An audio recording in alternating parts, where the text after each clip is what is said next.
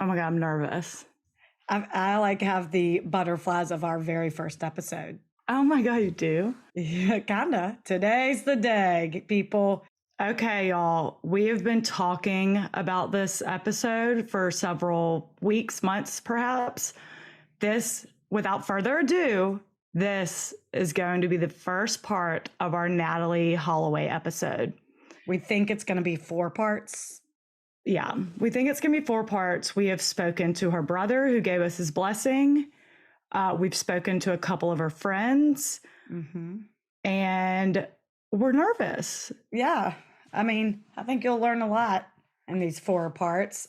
We did get a lot of AMA questions when we posted an AMA. We got a lot of questions. That's an Ask Me Anything. That's an Ask Me Anything. We got a lot of listener questions, mainly about like who she was as a person, like her personality, all that, which we'll address. We address a lot of them in the story, but at the end of our 4 parts, we'll reiterate them. We'll spitfire the question answer, what we mostly got.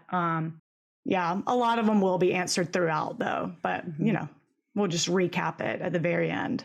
And thanks for everyone who submitted them. Yeah, thanks. A lot of them being, memories of her. And one thing I did learn, this is so cute. When her and Matt, her younger brother's Matt, when they're younger, they're in elementary school, and Beth, that's Natalee's mom, and Dave, her dad, had just gotten divorced. And Beth had a date, and they walked out, her and her date walked out of the house, and Matt and Natalee were pounding the date's car with Matt's metal baseball cleats. Oh my God, with cleats? Yes. I thought it was rocks. No, I know. I thought it was rocks too, but then once I relearned it, I was like, oh my God, it was baseball cleats. Oh my God. Hilarious. That was probably their one and only date. It was. It was the first and last date. He never came back. Oh my God. Hilarious. They don't want anyone going out with their mom. Cute. Mm-hmm. They saw a problem and they solved it. I love people who see a problem and solve it. Yep.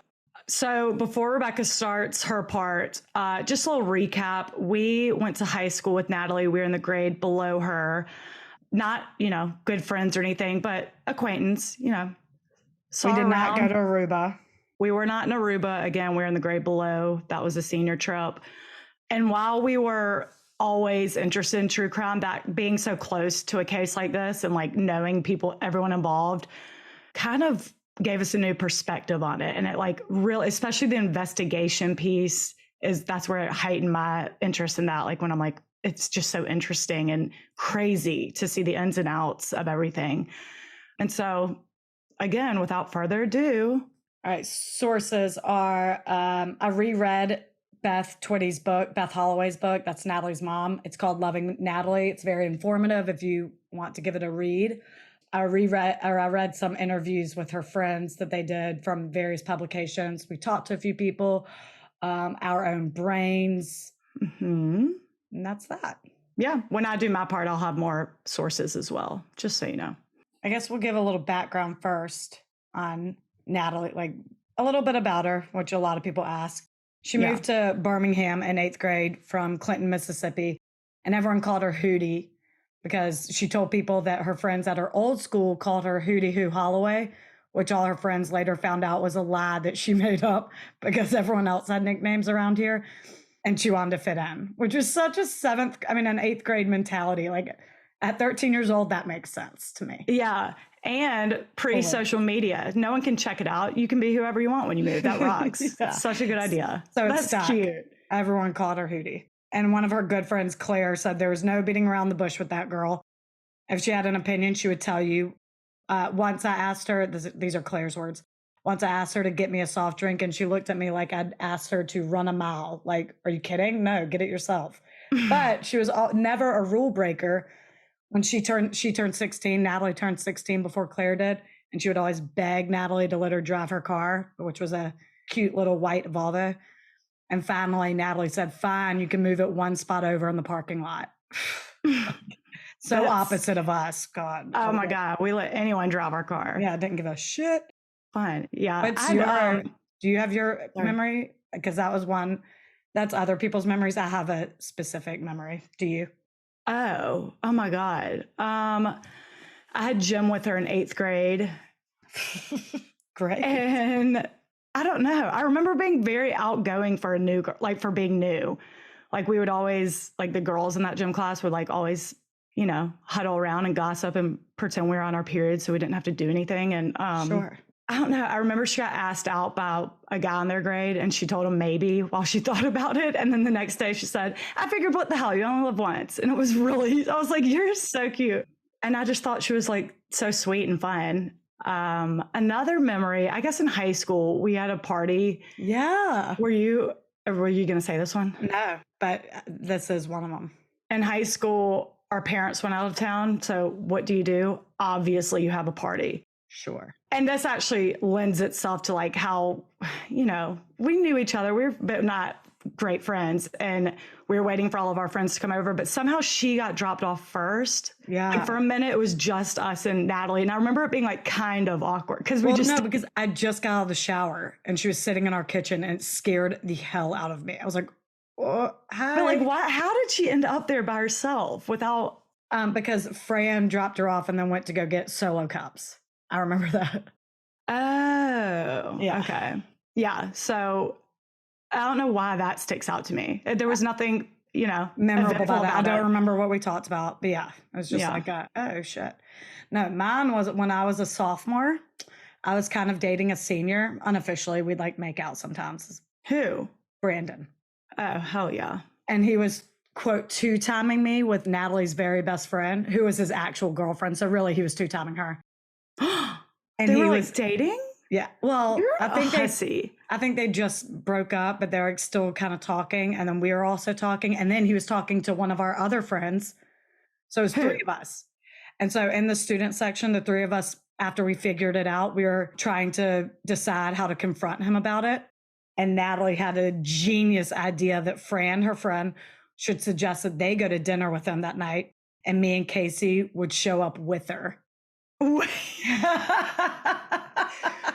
Like really make him shit his pants. I do remember that. Yeah, he thinks he's going on a date, and then the 3 of us show up. But that didn't happen. No, he like caught wind of it and canceled the date. No. Mm-hmm. That was Natalie's idea? Yeah. We were on to you, Brandon.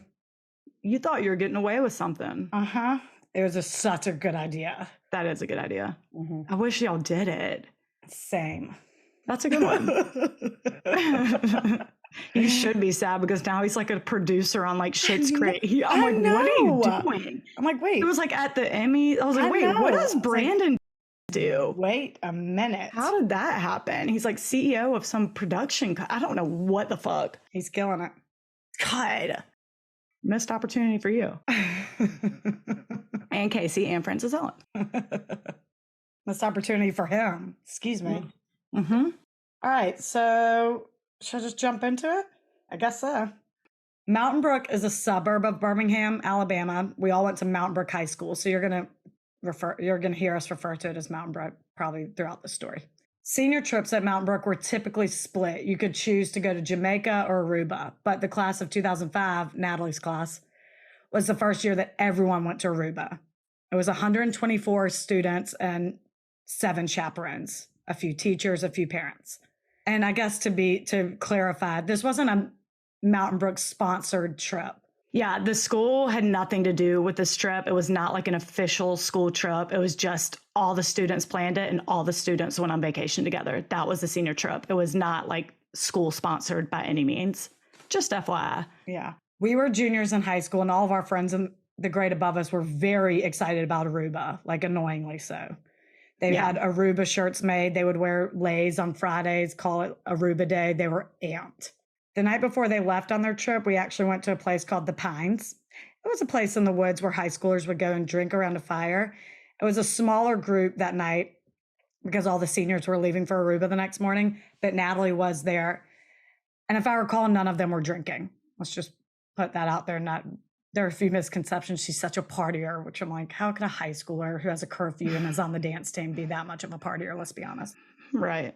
But I remember that she said that her brother, Matt, was going to be a junior the following year and that we needed to look after him while she was in college. I was like, sure, duh, because I was drinking that night. So it's probably like, you can count on me, sister. I have no recollection of that. Yeah, well, sorry. Oh my gosh. Yeah, that happened. I was like, I'm proud 4 of Miller you. Lights deep. Hand me another. Oh. Yeah, and that was the very last conversation we had. She was going to the University of Alabama on a full scholarship, and she was going to be pre-med, and she was going to room with one of her friends, Liz, and was planning to rush a sorority, which she was so excited about that she bought all of her dresses months in advance to prepare. They went to Aruba and apparently had a great time, snorkeling during the day, dinners and bars at night. The drinking age is 18, so being typical teenagers, nothing really notable, nothing really surprising up until the last night. A guy named Euron had been playing poker with the Mountain Brook guys all week. On the last night, apparently Natalie tried blackjack, lost some money, and Euron helped her win it back. As a thank you, all the girls invited him to Carlos and Charlie's, and we'll get into details about when they left together. But the next morning, all the students were supposed to meet in the lobby before going to the airport, and Natalie roomed with 3 girls who obviously noticed she wasn't in the room, but they just assumed that she slept in someone else's room. And even when she didn't show up at the lobby to meet everyone, it was like, oh shit, Natalie's going to miss her flight. And it's the exact same thought we had when we first heard about it that night, which I think we've already kind of recapped, but I don't think we have. In a previous episode, I think we did. But we were pre-gaming at our house, ready to go to our other friend's house whose parents were out of town. And I remember Allison walked in and was like, Natalie missed her flight. And we're like, she goes, okay. Well, she said, did y'all hear about Natalie? And we're like, so there's 2 Natalies in that class. And for some reason, my brain went to the other one. Me too. I was like, what about her? And she's like, she missed her. She didn't come home from Aruba. And we're like, what? What do you mean? And she was like, she missed her flight and they don't know where she is. It was like, oh God. And but our mom, we didn't think anything of it. Even one of Natalie's good friends, Nancy, came in, whose mom like flew to Aruba immediately, came in and was like, I think she just missed her flight, but my mom's like freaking out. And then our mom came in and was like, freaking out about what? Natalie missed her flight home from Aruba. And she was like, no, you don't miss your flight when you're with 124 other people. Something's happened. In a foreign country. So dramatic. Yeah. I don't remember. I remember going to Aaron's house, like when we're like, all right, well, let's go out for the night. And everyone at Aaron's house was like, are y'all's parents freaking out? It's like every parent had mother's intuition that day. Yeah. And Natalie's mom, Beth, was certainly no exception. Oh my God. That morning, Beth Holloway was driving home from a girls' weekend in Arkansas when she got the call from the travel agent, Jody, who was one of the chaperones on the trip, telling her that Natalie didn't meet in the lobby of the hotel that morning to go to the airport. And her three roommates said that she never came home last night. Without hesitation, Beth knew something terrible had happened, immediately jumping into action. She turned from relaxed and laughing with her girlfriends, recapping the weekend, to hyper-focused. She asked her friend who was driving if she could drive the rest of the way, and she started going 120 miles per hour through Mississippi. I am not exaggerating, 120 miles per hour in the left lane, flashers on. Oh, God.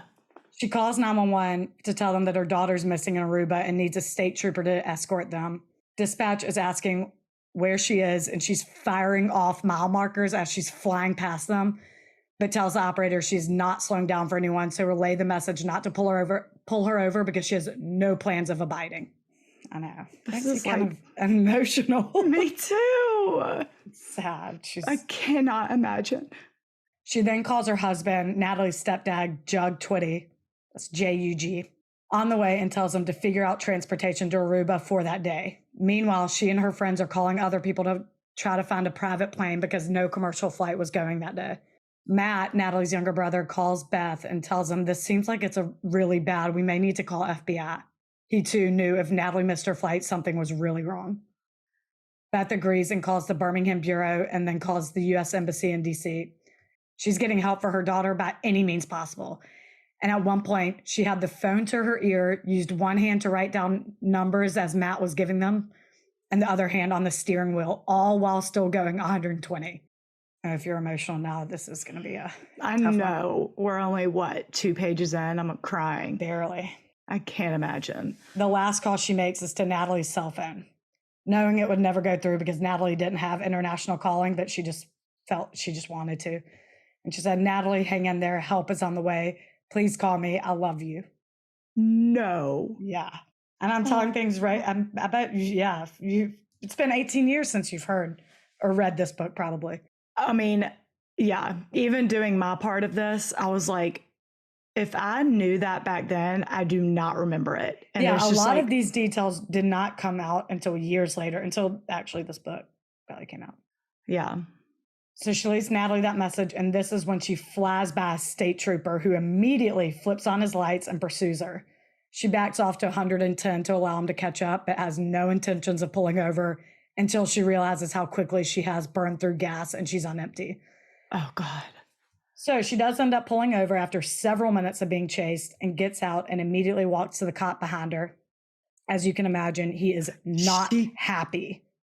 She got out of the car. Yeah. He That's tells her like- to stop and stay right there. I know. I would think I'm about to get shot. Oh, God. He tells her to stop and stay right there. Then her two friends jump out of the car yelling, her daughter's been kidnapped. Oh, God. Kidnapping is the only rational thing they can think of in that moment. And he again tells them to stop walking towards the car. Eventually, he does let Beth sit in the back. She's not arrested, don't worry. And she explains very calmly what's happening. And she's been trying to get a hold of the FBI in Birmingham, but apparently no one's working because it's Memorial Day. And he said that should never happen and hands her a piece of paper with the phone number to Washington, D.C.'s FBI agency. And he tells her very firmly she's got to slow down. She agrees and goes 85 the rest of the way home. As a side note, later on when Beth starts doing tours of high schools around the country, that cop came to the one she did at Mountain Brook. She did? I remember being in Mountain Brook in the auditorium and listening to her. And when the cop came in with the uniform, someone told us, like, that's the cop that pulled her over. So I think he did, which is so sweet. That is so nice. I cannot convey what a badass Beth is in a high stress situation. The rest of the drive, Beth is on the phone with several of Natalie's friends recapping the night. Natalie has two twin cousins, Hunter and Thomas, who are also on the trip. And they tell Beth she was hanging out with a guy who had been playing poker with them all week. And his name was, I think they said Juron. Thomas even tells Beth that he wouldn't do anything or hurt her, saying that he seems like a regular guy, even saying like, he's like me. And he tells her that Juron was from the Netherlands and vacationing in Aruba and also staying at the Holiday Inn, which obviously we come to find out is the first of many lies that Juron tells. Yeah. By the time she arrives in Birmingham, a private plane has been arranged and waiting on her. And by 5 p.m., she's on said plane with her husband and Natalie's stepdad, Jug, Jody, the chaperone who was flying back down with her, and two of Natalie's friends' dads, Matt and Ruffner. Ruffner owns the plane, and they left one seat open for Natalie. Oh, my God. One of the other chaperones, a coach, stayed in Aruba to wait for Natalie at the hotel should she walk in, and he's having trouble finding police or getting beach patrol. They keep telling her to just wait for her and she'll come back. Like, no wonder Aruba's crime rate is so low. They don't report anything. Right. Was that Plum? Yeah. Oh, R.I.P. Rest. I know. He died from COVID, right? No, he died during COVID of, he like had a brain aneurysm or something. Oh, shit. But by the time Beth and group has landed, he's found a DEA agent who can help him. He did? Yeah. I don't know how. Ruffner, again, the owner of the plane, has arranged for handlers to meet them once they land, which is apparently common practice when private planes land in Aruba. It might be common everywhere. I don't know. Never been in a private plane. There, I said it. Just kidding. How embarrassing. I'm just kidding. Same. Their names are Alberto and Claudio. They help with customs, transportation, and overall just help the group around the island. They were very helpful. They're also badasses, really. They speak English and the island language of Papiamentu, which is a combination of Portuguese, Spanish, and Dutch. And just a little lesson, Aruba is Netherlands territory, but it's an autonomous state. So they call all the shots concerning matters on the island. The group gets to the Holiday Inn and see the coach and the DEA agent and immediately walk up to the front desk and ask about a guy staying at the hotel named Juron. The hotel manager knows him by name and tells Beth he likes to gamble here and prey on young tourists, but he's not a guest. He lives in Aruba. Literally God. said, preys on tourists. Right. They're very blasé about this throughout Beth's journey down there, which you'll come to find out it's just very weird. Beth's heart sinks knowing that he lied to the Mountain Brook group, that he was staying at the hotel, and they pull security footage of the blackjack table. They're on the phone with Thomas, and he's able to describe where Euron is sitting and exactly what he's wearing. And sure enough, there he is sitting next to Natalie. Meanwhile, the handlers, Alberto and Claudia, walk around the island to ask if they know where they can find Euron, and $100 paid to some beach bums not only get them Euron's last name, but also his address. Euron Vandersloot is originally from Arnhem in the Netherlands. It's like an hour-ish, give or take, from Amsterdam. And he is the son of a very prominent lawyer turned judge in training, Paulus Vandersloot. And Anita Vandersloot, his mother, is an art teacher. In 1990, the Vandersloots moved from Arnhem to Aruba, where Euron was an honor student at the International School of Aruba. He was apparently a star soccer and tennis player and kind of had all the promise in the world if he wasn't a big fat murderer. Yeah, really. Now they know exactly who they're looking for. But in order to do this the right way, Beth and the group go to the police station first so they can be escorted by an officer. What a useless, if only they knew what they know now. For real. Useless practice. When they pull up to the Vandersloots, Beth stays in the car with Natalie's friends on the phone, who have all landed in Birmingham at this point and gathered at one of their friends' house so they can talk to Beth at once and feed her information when she needs it. They said that Natalie got in the car with Euron and two other guys. It was a gray or silver Honda, and she yelled out the window that she was going back to the Holiday Inn, and then yells, "Aruba!" Ay! Oh my God. I know. So Jug, the DEA agent, and the Aruban police are in the front yard. Yeah. Where's this DEA agent coming from? Like, he was just there, like, vacationing, and like now knows, it's like, well, I know what to do. I'll help. No, I think Like, someone at the front desk finally had someone to help. I do not know why a DEA agent was there. Okay. I don't know. He's just there to help, though. He's there great. to help. Yeah.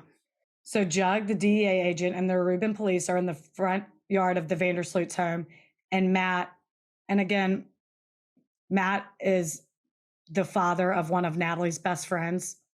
Natalie also has a brother named Matt, so that's going to get confusing. But just know, if I'm referring to a Matt in Aruba, it's an adult. It's Natalie's friend's dad. So Matt and Ruffner go around back and wait by the back door in case Euron tries to leave. But instead, his father, Paulus, comes out and says that Euron and his friend Deepak had just gone to the Wyndham to gamble. Paulus says he'll go with them to find Euron and Deepak, and Beth gets in the car and is like, beat Paulus's car there. She wants to find Euron first. Yeah. So it's kind of like a race to the Wyndham. But at this point, this point, does she even know what he looks like other than the surveillance? No. So, okay. He's a tall motherfucker. Yeah. She's just looking for tall, dark hair. Yeah. Done. Okay. But when they get there, Euron calls Paulus and says now they're back at the house. So now they go back to the house, and the DEA agent suggests that women stay in the car. When Euron walks out to meet them in the driveway, Beth sees the silver Honda, which Natalie's friend says that's the car she got into, and that ends up being Deepak's car. She said when she saw Euron for the first time, she thought to herself, "You're it," having no clue what shit he would put her through for the next 18 years. Euron says they met at the blackjack table and went to Carlos and Charlie's, where he did a Jell-O shot off her stomach and bought her a shot of 151, reiterating over and over how wasted she was. And Natalie's small. She's like 100 pounds. So a shot of 151 on top of drinking, I mean, I bet it sent her over the edge. Yeah. Once the bar closed, she got in the car with them, Deepak and Satish Kalpo, two brothers from Suriname, and yelled out the window, "Aruba," just like her friend said she did. Mm-hmm. And he said that her friends yelled at her to get out of the car, but she said she wanted to go see sharks at the lighthouse. He says she's really drunk, keeps passing out, waking up, passing out, waking up. And then he stops his story and asks if anyone's related to Natalie. Jug addresses himself as her stepfather, and he says, "You may want to walk away while I finish the rest of the story." This little punk ass bitch. And he takes him up on it and he walks away. So he finished telling the rest of the story to the men. Sorry. Well, he's such a piece of shit. If you're looking for an objective take on the story, we're not here to deliver the facts like we're some news anchors. I'll tell you that right now. No, I'm going to spitfire my opinion throughout this whole damn thing. Yeah. That just is so gross. I want to. No, you can finish your story, but my hand's going to be around your fucking neck when you do it. Right. Your mouth will be on the curb should you step out of line. Yeah. So he finishes telling the rest of the story of what he did. He says he started fooling around with Natalie, described her underwear, which were navy with flowers, described her vagina, how it looked, how it felt, and told in great detail what he did when he put his hands down there, including what specific fingers he used. I just first of all, you just can't help yourself, Katie. These aren't your bros. This isn't the locker room. No one's interested in this. You These piece are of shit. Fathers of Natalie's friends who are down here looking for her. And you can see this punk ass kid can't help but to brag about getting some, quote, getting some. Yes. It is the weirdest thing that he would go into this much detail. Expecting what? Are you looking for like a high five? You're not getting it. What's the goal here? Gross. And how Paulus is standing there and didn't cut him off being like, dude, irrelevant, skip this part is beyond me. Right, because he's also a piece of shit. Yeah. Sadly, Beth knew the underwear he's referring to, so he probably wasn't lying. Gross. Then Euron said he decided that she was too drunk to go any further, and instead of going to the lighthouse, they decided to drop her off that Holiday Inn. She gets out, falls, bumps her head on the curb, and 2 security guards help her inside. And now Paulus steps in, telling Euron not to say another word. Matt and Ruffner immediately call bullshit and straight up tell him they doubt that he would all of a sudden act so noble given the details they just heard about. And Ruffner even tells him, I have a real problem with you, son. A real long Southern drawl. You get it. Yeah. But Paulus flips and yells at them to get out. When they go back to the car and relay that he said that he dropped her off at the hotel, Natalie's friends are still on speakerphone and they say, no, he did not. A ton of them were in the lobby hanging out. She never walked in. So Beth shoots her shot and asks Paulus and Euron if she can go inside the house. Of course, Paulus being an almost judge, he knows he does not have to let her do that, and so he refuses. They call it a night so the group can get a couple of hours of sleep. Beth and Jug are staying in the room that Natalie stayed in, but Beth stays up all night in the lobby. Day 2, she watches the sunrise, and it's the first time she's seeing Aruba during the day, and she sees the bright blue-green ocean and immediately gets dizzy. It's too big and so infinite that she can't even look at it. Like the idea of Natalie being in there is too much for her to handle. She was planning to meet Detective Dennis Jacobs in the lobby at 7 a.m. to take her statement, and when he gets there, he does not obviously seem too concerned. That you'll learn most police do not feel that this is a concerning matter. And it's kind of a weird encounter. Like he asks for Natalie's passport and debit card, and Beth gives Natalie's passport, but says she didn't bring a debit card. And for some reason, he doesn't believe her. Like weird shit like that. Like, what do you want me to do? She offers, I can tell you exactly where it is at home. And he asks her to meet him at the police station in 1 hour and they can do the statement there. She gets Jug and Jody. Yeah. Wait, they had her passport? Yeah. Was that all? How? Her bag was in her room. She was packed and ready to go the next day. Right. Mm-hmm. She gets Jug and Jody and they're at the police station by 8 a.m. on the dot. And they see Deepak's car. She knows it's his because she memorized the license plate the night before. She walks in expecting to see Euron and Deepak also giving a statement, but they're nowhere in sight. She tells the cop behind the counter that she's there to make a formal statement, and he interrupts her and says, I'll have to eat my Frosted Flakes and get a shave in before I can deal with you, and gets up and leaves the room. I mean, it's just, I'm sweating with anger. The quickness, I would throw a punch. It's beyond, I know. And what's worse than that, they waited for 3 hours after that, just wasting precious and very crucial hours. That's the biggest shame of this. They were on it. Mm-hmm. They were there within hours of Natalie missing her flight. And it's like they could have stayed at home and slept for a week. Wouldn't have made a difference. No, it wouldn't have. I think I would take up smoking right then. I would just rip cig after cig. Oh, yeah. Can you imagine? Finally, Detective Jacobs comes out after 3 hours, but only to tell them that he won't be needing their statements today and they can leave. Beth says she went numb. Oh, God. How alone and isolating that must be. You're on an island you've never been to, looking for your missing daughter, and no one will help you. Oh God, it's infuriating. Yeah. And they just wasted 3 valuable hours. I never saw Euron and Deepak, but the car was still there when she left. God knows where they are. But if this was a tactic to get her to give up and go back to the States without Natalie, it failed. However, this is when she realizes how much influence Paulus Vandersloot must have over cops, and getting any help at all will be a challenge. She walks out of the police station, and Alberto has a camera crew from the local Aruba news station and tells Beth she needs to get on TV to get the word out.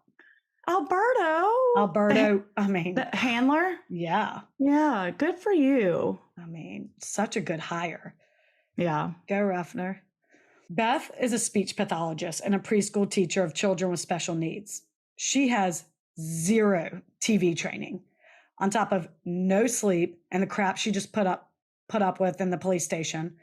Probably not feeling her best, but somehow she manages to pull it together and refocus, and she tells the local news how uncharacteristic this is of Natalie, what she was last wearing, what she looks like, so she's back in the zone. Thanks, Alberto. Yeah, good job. He also sets up more media, and this is essentially how they spend day number 2, going on air, pleading for Natalie's safe return. And let me be clear, while the cops so far aren't being very helpful at all, the news stations, radio stations, newspapers in Aruba were very supportive and helpful. They want to run the story. Mm-hmm. Beth at first debates whether or not she should try to get media attention in the States because she doesn't want to hinder an investigation. But at the same time, tourism from U.S. is huge in Aruba, and there's a chance that someone from the U.S. was here when Natalie was and may have seen her.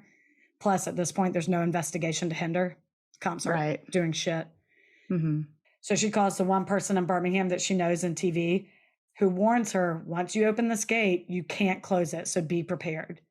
And Beth, after she goes back and forth with it, she can't decide. And then she says, screw it, let's do it. And agrees to run a segment that night on Birmingham's local Fox News.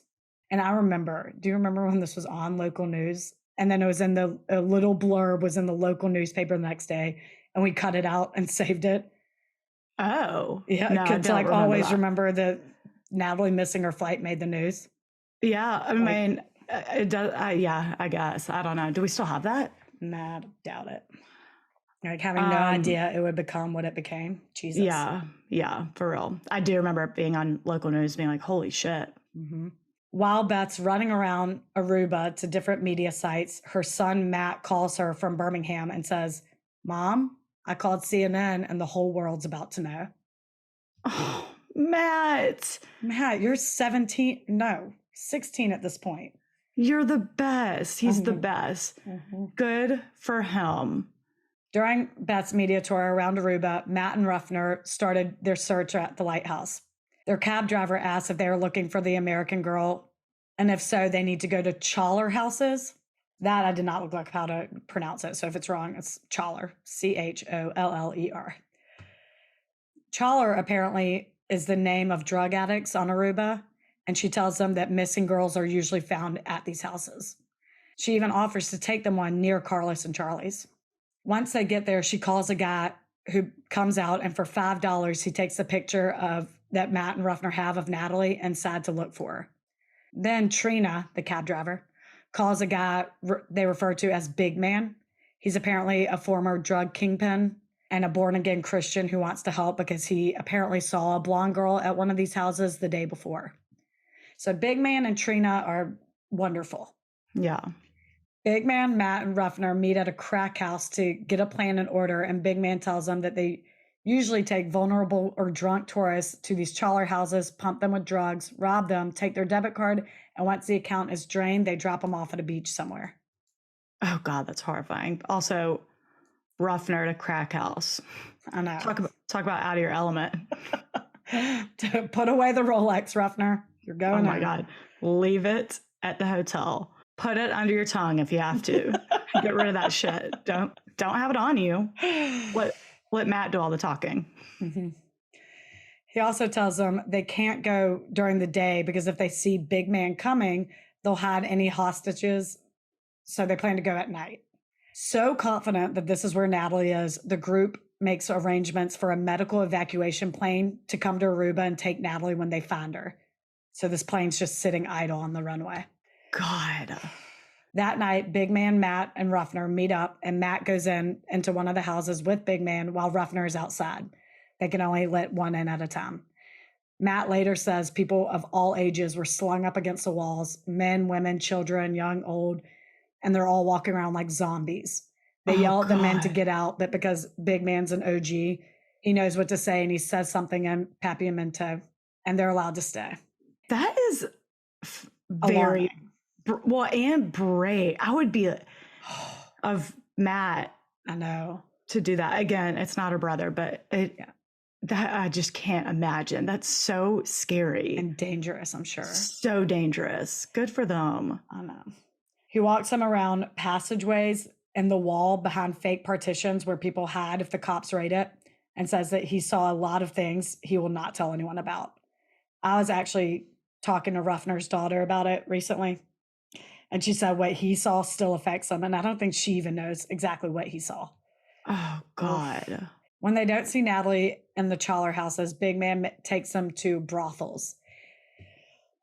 There are men outside yelling, "Check out our whores," and young girls who are carrying cards certifying that they are VD free for 90 days.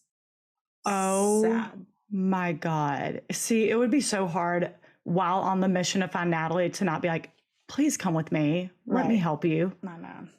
Let's get out of here. Right. We can fire up the J. Oh, my God.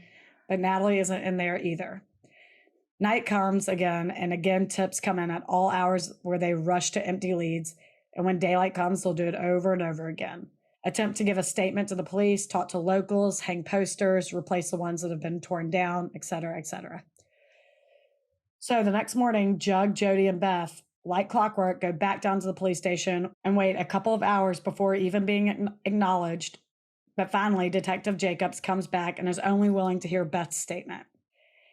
And when she goes back there, she sees a piece of paper with Euron's name on it, and it appears to be his official statement, and it's ripped up. Oh, my God. Why would the detective rip up the statement of the last person seen with her? Or did Euron redact it? Did Paulus come by and ask him to do it? Why the hell is it in plain sight on your desk? Whatever. There's a lot of whys in this story. I'll tell you that right now. She doesn't address this and continues to give her statement to the detective, who writes it in Dutch, and then a third detective reads it back to her in English to confirm they're her words. She agrees that they are, signs it, done, finally. Then Detective Jacobs reassures Beth that the crack addicts will likely bring her back to Carlos and Charlie's when she runs out of money. That's why I asked about the debit card? Yeah. Yeah. Beth is pissed. Again, tells him she has no fucking money. She's already told him her debit card was left at home, and even calls Natalie's bank in Birmingham just to confirm there's been no activity, and there's not. There hasn't been. She says if someone's holding her hostage, it's not for her money, and that's what's concerning her. Obviously insinuating that she's being raped. Yeah. And he reassures her, no. It's not going to be for sex either. We have whores for that. That is reassuring. Thank you. Such a weird fucking thing to say. I just can't. But aside from all this, Deepak and Euron have said that they dropped her off at the Holiday Inn. So why would a crack addict get her, and why would they drop her back off at Carlos and Charlie's if they took her from the Holiday Inn? He's contradicting what Euron and Deepak said, or he knows something that she doesn't. Like, they never fucking dropped her off at the hotel. Right.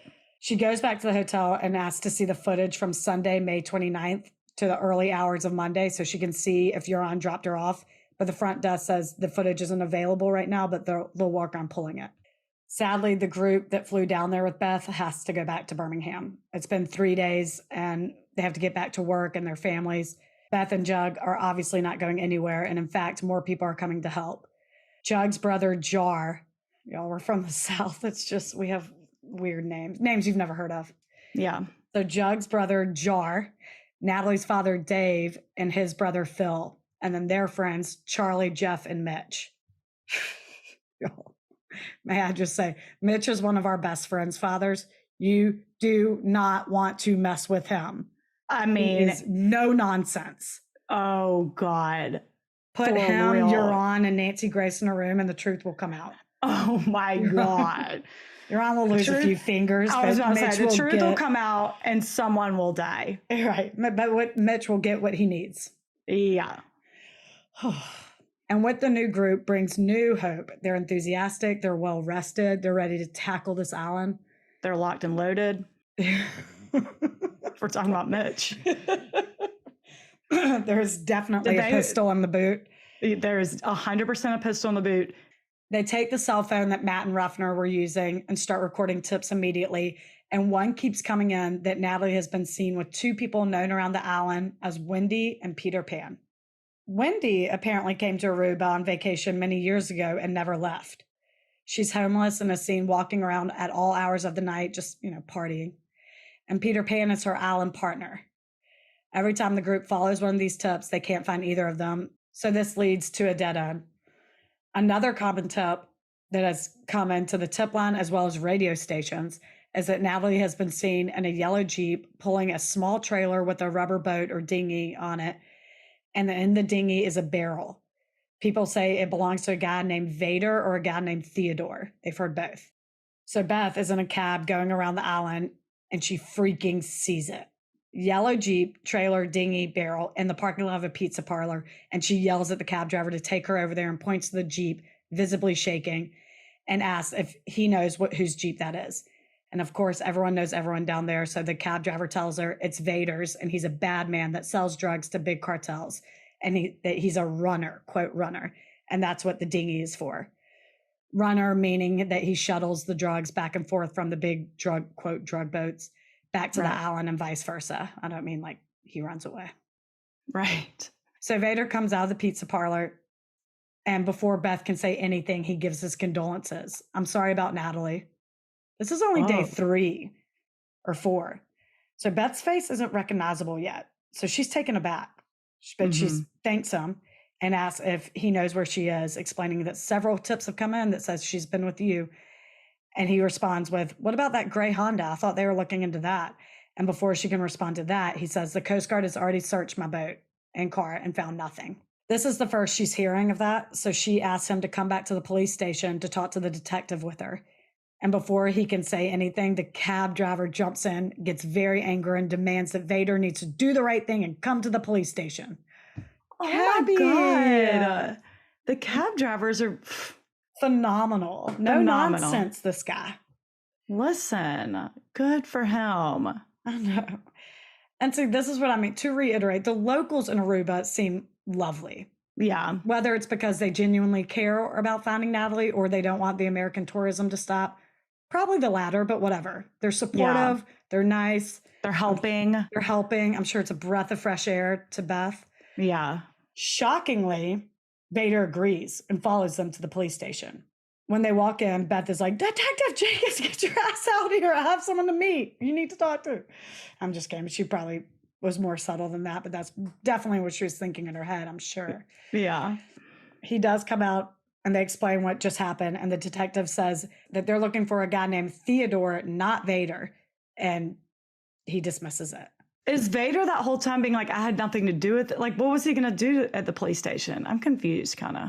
Just reiterate that, well, he said that the Coast Guard already checked his boat. So he wants him to say, like, is that true? Did you already check him? Oh, okay. And just be all there in case he says no. And they're like, all right.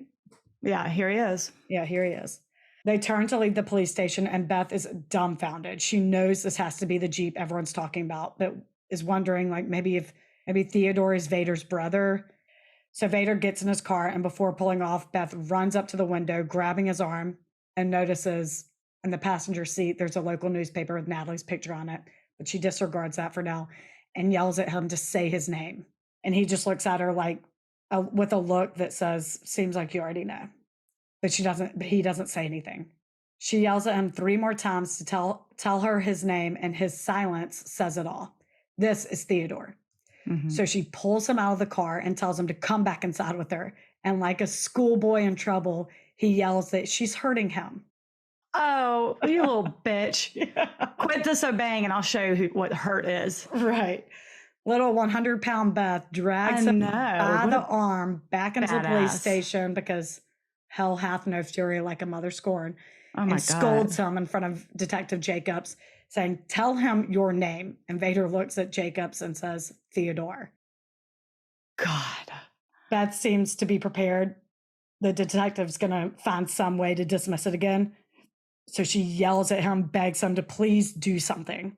Detective Jacobs says he'll talk to him, and Beth leaves Theodore in his custody because she doesn't have time to micromanage everybody to do their fucking jobs on this island. Yeah.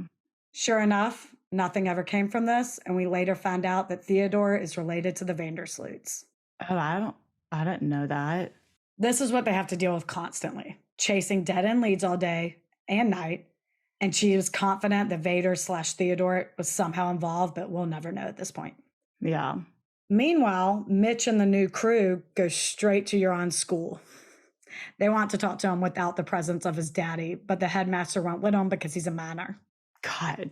Anita, Euron's mom, is a teacher at the school, so they're like, fine, we'll talk to her, but he declines. She declines. No, the headmaster declines to let them Okay, call sorry. her. Yeah. He did, however, tell him that he spoke to Euron and Paulus yesterday about how Euron dropped her off at the hotel, and offers up that Paulus said the security cameras at the hotel weren't working that day, which takes them by surprise because Beth already requested this footage and the hotel didn't say that. All they said was, we'll work on it. Yeah. Plus, why has Paulus already tried to pull the tapes? And how has he confirmed that they're not working? It's just weird. Right. The headmaster offers up his own theory that maybe Natalie drowned, which is kind of alarming how comfortable everyone is giving their theories about how she died when they don't know that yet. Like, I can't imagine a group of people looking for a loved one coming up to me asking about whereabouts and me just proposing how she probably died.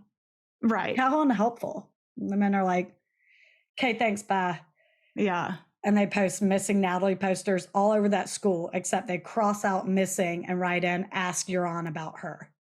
Across the top. It is shocking that some other student at the school didn't come forward, or several being like, oh yeah, he's been bragging about this. Oh yeah. Like what he did to her. Like it just seemed like, based on his personality and what we now know about him, it just seems like something he would have bragged about to someone. And maybe they're just uber loyal, but he's I was about to say, he probably did. Ugh. We come to find out like 18 years later, he flapped his gums to a ton of people. Yeah. Via hidden camera. Well, I'll get to that. Oh, I know. Trust. They regroup at dinner, and Detective Jacobs walks in to ask Beth to re-sign her statement because they misdated the original. It's in Dutch, but in an effort to show that she wants to work with them and is accommodating, she signs it. He then takes the opportunity to reprimand them about going into chawler houses, specifically saying, don't disturb our drug houses or our whore houses, explaining that the houses with the flag on top of the roof are government flags, signifying that they can live there for free and do whatever they want as long as they don't bother tourists. I remember that. They're getting leads that Natalie's in one of these, in which case they are bothering tourists. And right. Police may have agreed to not bother them, but Beth sure as hell didn't. Yeah. And if she's getting told that her daughter is being held captive in one, she's going in. Mitch is going in. Oh, Mitch is going in. And sure enough, Wednesday rolls into Thursday, and they get another lead that Natalie is seen in a chawler house that they haven't checked yet. A local reporter is the one who called in the tip and said that a local man named OJ, oddly enough, saw her. She said she would meet Beth at a restaurant to strategize and advise her to bring cash to buy Natalie back. Can you imagine hearing that you potentially need to buy your child back? She puts a few $1,000s in each of her jean pockets, and the plan was to let the men go in there first. And this is at 2 a.m. And Beth is in this restaurant with the reporter when Jug and Jar walk in and say that, like, this seems like a really good lead.